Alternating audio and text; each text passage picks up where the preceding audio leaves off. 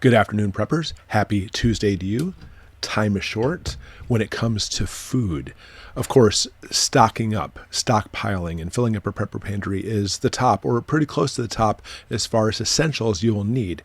Because, we actually talked about a video yesterday in which we said that the government is not going to be there to help you. I mean, the government thinks they're there to help you. They're not thinking that, by the way. Thinking about being control over you is what they think about. But one way they have control over you is through food. And even if they wanted to feed you in a lot of situations, they can't. We saw this because of the blizzard hitting Buffalo and other areas too, that EMS was not going to those places. But stick with the video because the situation is far more dire than simply just EMS not showing up to your house. And that's pretty dire, obviously. Let's go ahead and jump into our first article. Look at this. Buffalo residents struggle to find food and essentials after the blizzard. And of course, we're not talking about specifically you and me. We're not talking about preppers specifically or purposely, because in that situation, the preppers purposely stockpile the food, you understand? And so when we talk about people are struggling to find food, these are people who obviously don't watch Goshen prepping. Or, obviously, I'm just saying that tongue in cheek. They're not stockpiling, and they think that the government and everybody else there is there to take care of them. They're not. The government is there to take care of themselves, and feeding you may be part of their agenda. But I wouldn't want to depend on that. I don't know about you. So when we see that the people are scrambling trying to find food, and the blizzard is over, practically speaking, that the snow has stopped, and now because of this, they actually have some serious problems. 27 people have died in Erie County alone. It's a once-in-a-lifetime storm closed roads. I don't think it's once in a lifetime. Cut off electricity. This is yesterday's news. Okay, but there are no stores open. It's whatever you can grab. This is actually chaos. This is actually a situation we talked about yesterday. Okay, but where are we going with this? It's not simply just about the blizzard, but of course we're talking about food shortages and scarcity for all of us this winter, not just Buffalo. Farmer predicts worse food shortages, higher prices in 2023 amid inflation, drought, interest rate hikes. Now, granted, whenever I see this, no matter the news source, I always say it's a Tennessee dairy farmer. That it's talking about basically interviewing one farmer, which, I always take that as being, with what you will, a grain of salt. Because, actually having one farmer in one specific local geographic area in the United States may see it something differently than other areas or different types of farmers. So trying to get a bigger picture, in my opinion, is actually more important than simply looking at one farmer. But the farmer does have some interesting things, at least the article does, to be able to understand what's happening here. Look at this. This is overall inflation versus food inflation from 2020 until 2022, the last 2 years. So we'll see the overall inflation has been going up and up and up. And honestly, they say that inflation is going down. And I think they're full of crap. That's just me, though. But more importantly, look at this graph. We see the food prices going up and up and up. And even though they claim inflation has stopped, food continues to rise. I mean, they see it basically cresting over, which I don't believe that either. And here's why. What are food prices? And what is inflation based off of? Food. I mean, it's not just food, obviously, but we obviously have a situation in which inflation, they're saying, is going down, but food prices are going up. That is inflation. Food prices are going out of control. And I'll even say again that, you can either A, gamble right now and say, you know what, I'm not going to buy any food because I hope in the next few months the prices are going to go down. As we're barely heading into the winter, have you seen what's happening in Buffalo? Or option B, you know what, go ahead and stock up some now. You don't have to blow every single penny you have in buying food, although in some situations that may be warranted. But either way, food prices are high, and I think it's only going to get higher. And I think you'll see why as I continue on with the next article.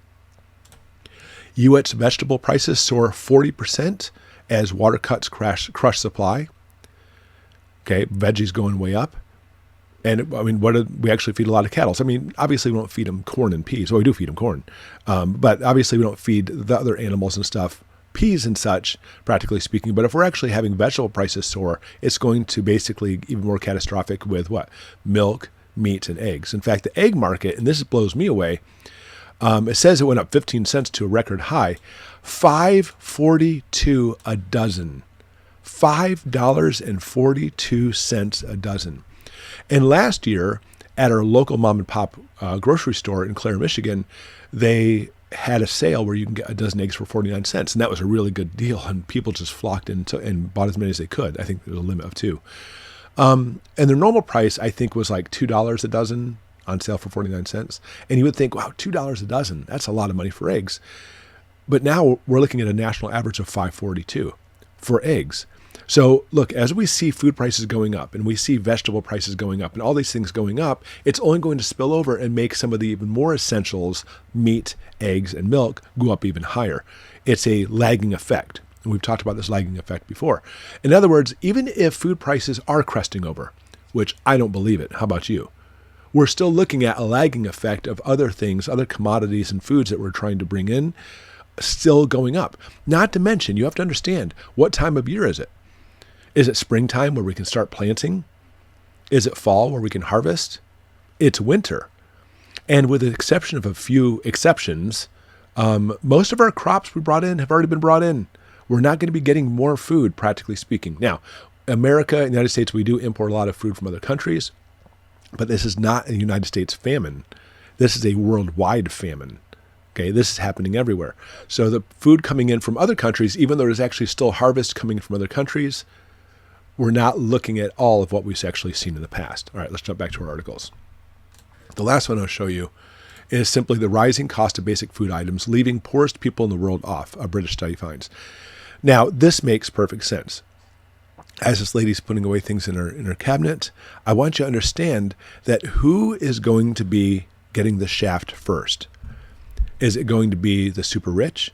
No. I mean, even if they don't stockpile food, they don't care about prices. Is it going to be the middle class?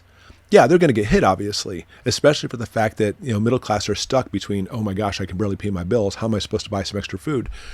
But how about the class of the economy, basically people who are already in poverty anyway? They're not going to be able to afford food. And even more so, I've seen a lot of articles where a lot of the food banks are running out of food and people are robbing them.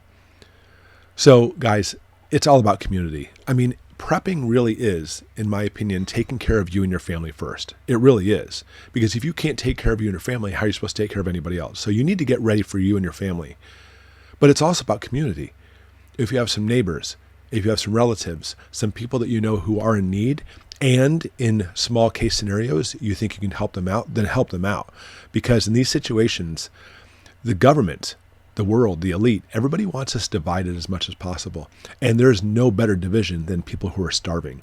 So we need to work together and be together in this situation because bad times are coming. We've barely gone into winter. And it's going to be a long, cold, energy deficient, shortage of food winter.